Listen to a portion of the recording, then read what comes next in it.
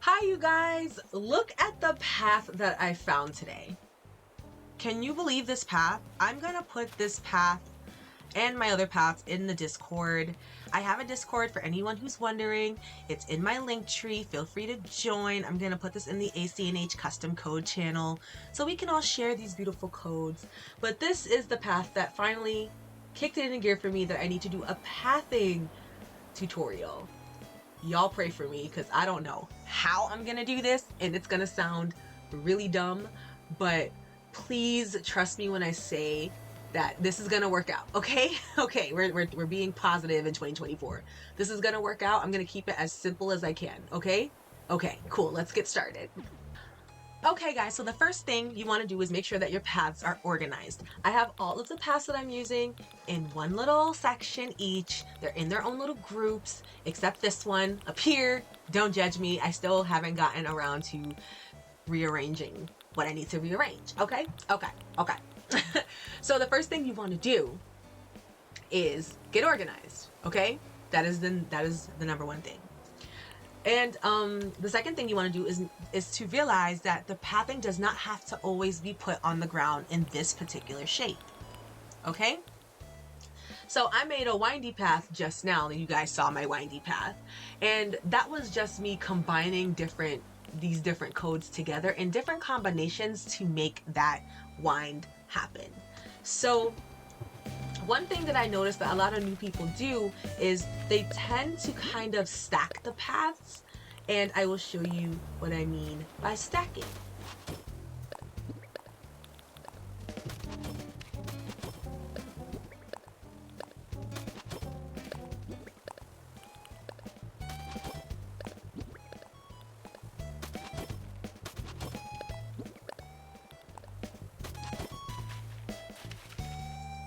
Okay guys, this is what I mean by stacking.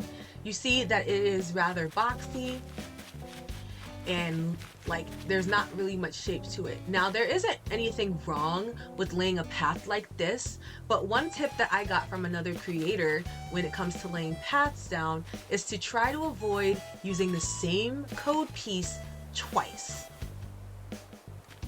because that helps you avoid that boxy kind of shape.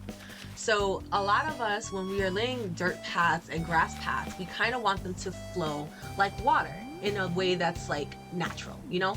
So I use water as the example. So my next tip would be to try and outline your path in the direction where you want it to go. So I'm using this cherry blossom tree behind me as a reference. I really want this path to go around this tree. So I need to direct the path in that direction. So how I do that is, on the side that's closest, I will use the corner piece and line it with however many spaces I need to, how many spaces I need to before I hit that tree, right? I'm saving one code space or one block space for something that I will show you later. And the next thing you're gonna wanna do is use the center right piece like this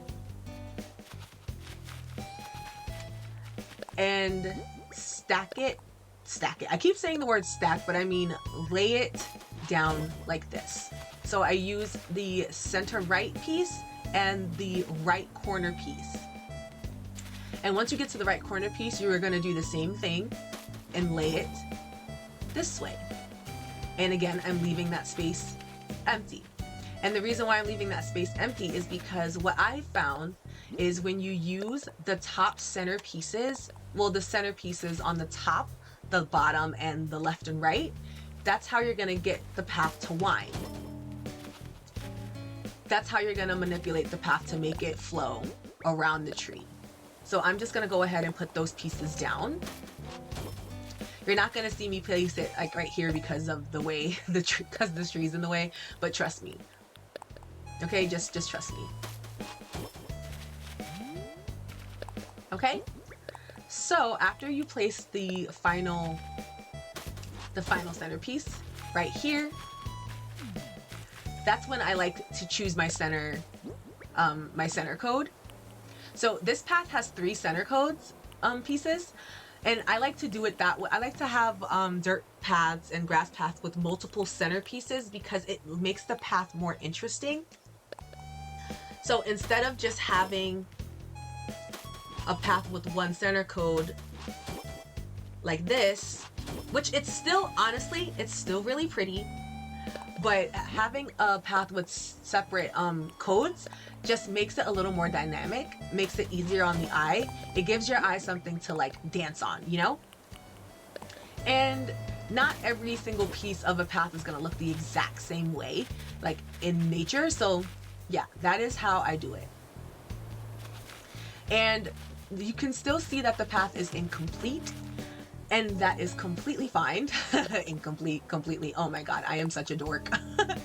So I just put a corner piece down like that to round out the path, and you're gonna do that all over your path here. So for this particular piece, what I'm gonna do is I'm gonna put this corner piece down here, and then up here, what I like to do is add another corner piece right here in this little section. And I like doing it this way because that leaves more room for me to extend the path outward in this direction. So we're gonna do the same thing over here. We're gonna place the corresponding corner piece, which is the top left corner here. And then we're gonna do something with this little piece here. So for this section right here, what I like to do is use these codes here. So some 9-piece path will have these extra pieces here, these thinner pieces, and I like to use them to thin out the path. So I would place it right there on the flat piece of the code, and then I can extend it outwards. But what I'm gonna do is I'm gonna try and just, well, I'm gonna go ahead and close off this path. So what I do is I will take the top corner. So what I do is I will take whichever corner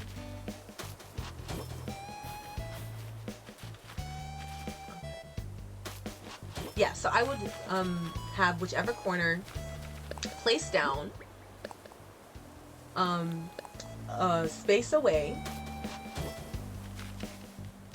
like this, and I can go ahead and make whichever shape I want. So I'm going to go ahead and just add the center top code here and the top left code here. And I will go ahead and finish rounding off this little section here.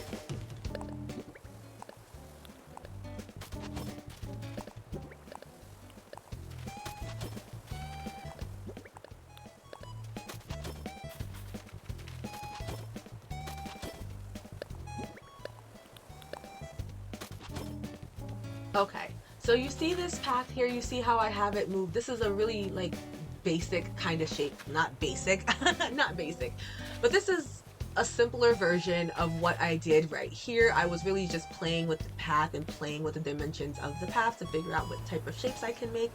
This is a beautiful path for this kind of work. It is really pretty, but like it's just hard for me to explain exactly what I did. But here, you really just want to play with the outline of the path. Each of the pieces are interchangeable with each other, so you can really make as many shapes as your mind can come up with. But my biggest tip for pathing is to outline your path before you go. Before you just start dropping a path, try and figure out which way you want your path to go. And then the other pieces you can just add it on later.